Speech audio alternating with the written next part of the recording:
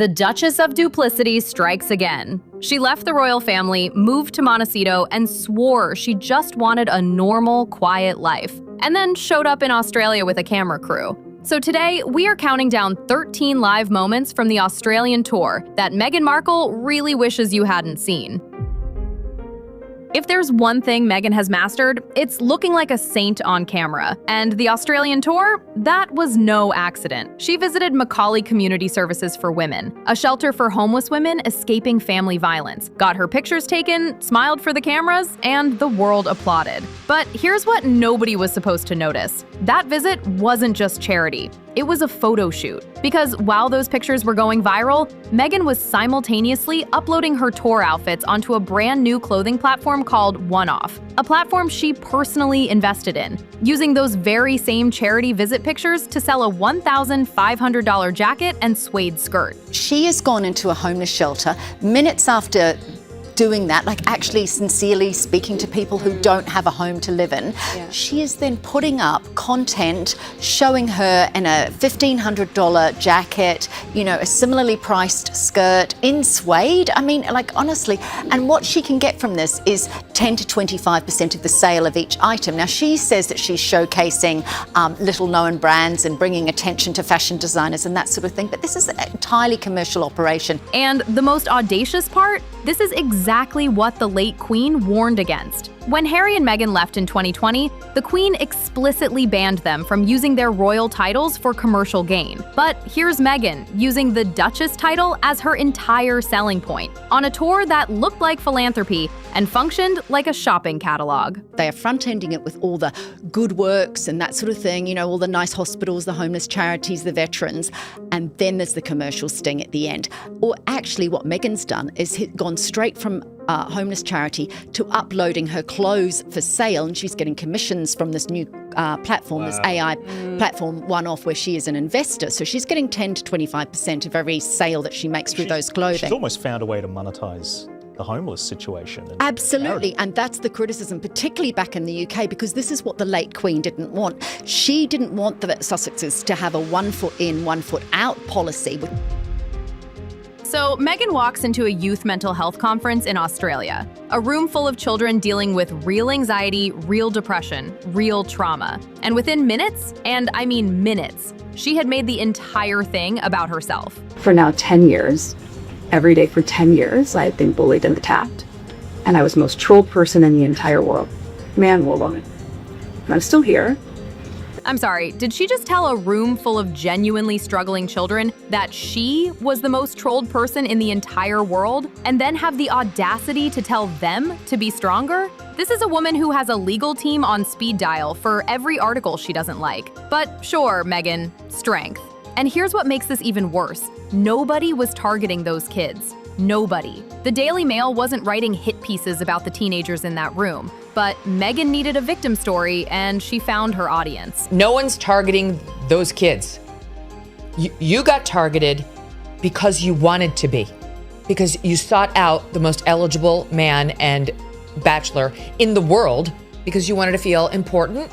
You wanted a short form to mega fame. You weren't getting it done on Suits, so you decided to marry somebody way more famous than you, and you sought to glom on to everything he had.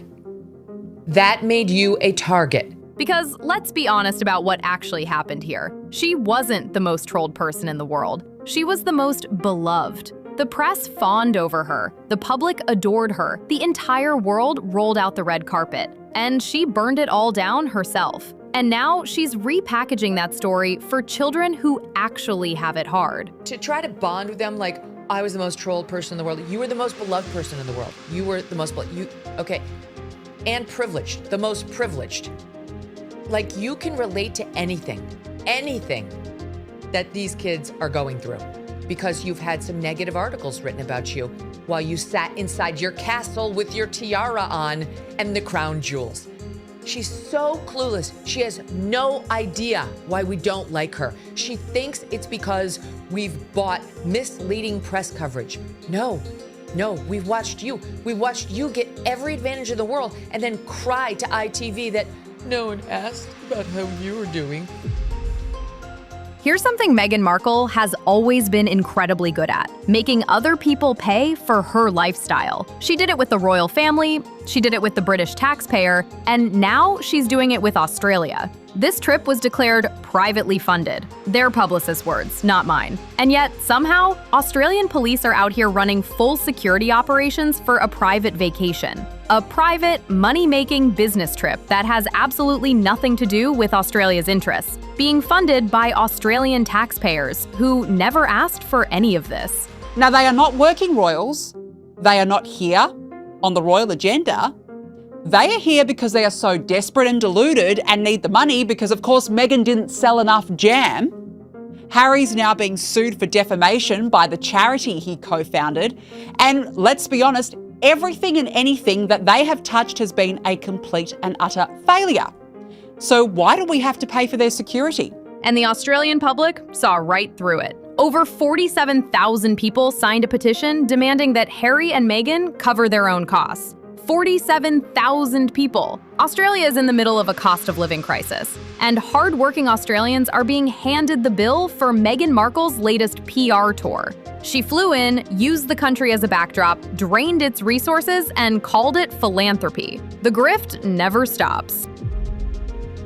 Now, one thing Meghan has been desperately trying to do on this tour is look natural with children. Warm, genuine, effortless. Basically, trying to channel her inner Catherine, Princess of Wales. People online noticed it immediately, calling her out for copying Catherine's entire demeanor. But here's the thing about performing warmth. You can fool adults. You cannot fool a child. Listen, bitch. I don't want you touching my markers. Lady, don't touch me. Now, obviously someone added that voiceover for fun, but I'm pretty sure that's exactly what the kid wanted to say. Because that little girl just told Meghan everything the internet has been saying for years, with her eyes, her body language, and her markers. No Oprah interview required. Just a child who looked up, clocked exactly what was happening, and said absolutely not. And honestly, same. So on the last day of the tour, Meghan visits Bondi Beach. In December 2025, a horrific attack on a Hanukkah event took place right there. 15 people were killed, 40 were injured. One of Australia's darkest days in decades. So when Meghan showed up, you'd expect some level of solemnity, some genuine respect for what happened there.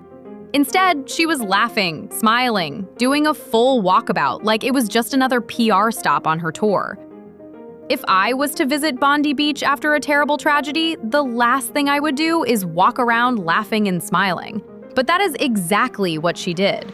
And then, when she sat down with the survivors, a woman sharing the story of shielding her daughter during the attack, Meghan suddenly needed to perform some emotion.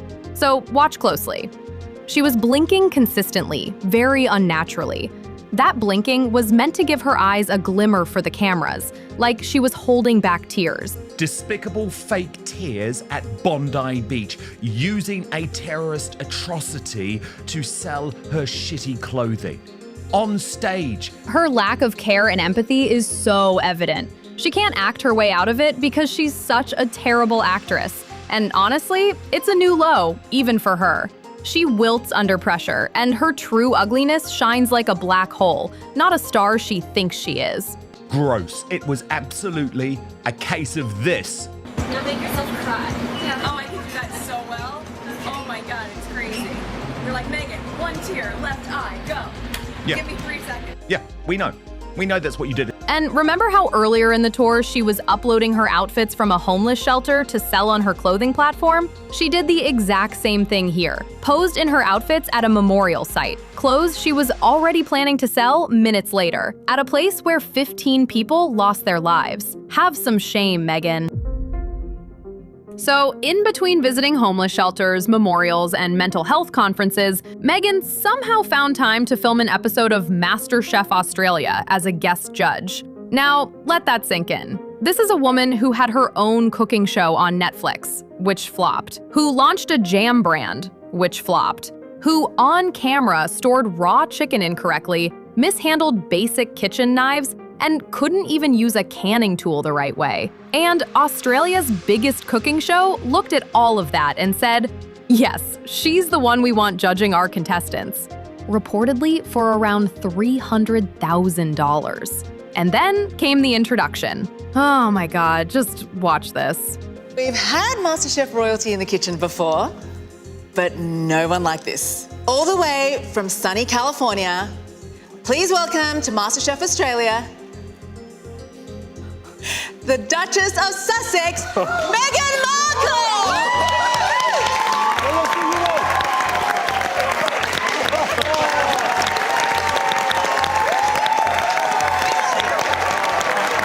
A professional chef actually responded to this announcement by saying it was a complete joke, because MasterChef means mastery, expertise, skill, things Meghan has never demonstrated in a kitchen in her life.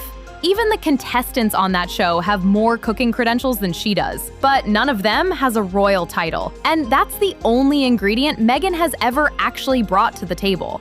Oh, and the group photo? She was standing in front of everyone. Again. Because of course she has to.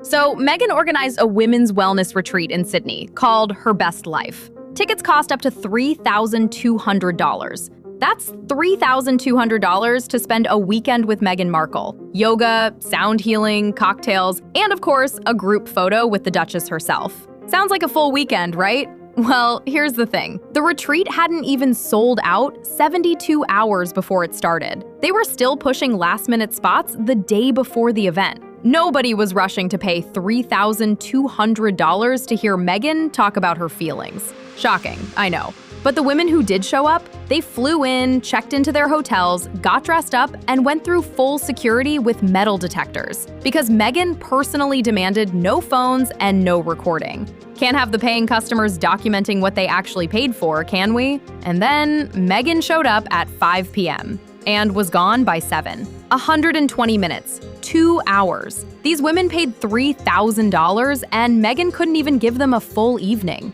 And why did she leave so urgently, you ask? Oh, you know, just very important royal business. A rugby match. She left $3,000 ticket holders sitting at their own gala to go watch rugby. A rugby match. Let that sink in. Now, Meghan Markle has spent years trying to convince the world that she is warm, genuine, and deeply compassionate. And the Australian tour was supposed to be her big proof. So she walked into Macaulay Community Services for Women, a shelter for homeless women, to serve lunch. Cameras rolling, press watching, the whole setup. Perfect opportunity to show the world who she really is. And she showed us all. Just not in the way she planned. Because watch her carefully. The moment she hands a plate of food to someone, she smiles. But the second her eyes drop down to the meal, her jaw tenses, her eyes narrow, her arms stiffen. That is not a woman who wants to be there. That is a woman who is performing being there.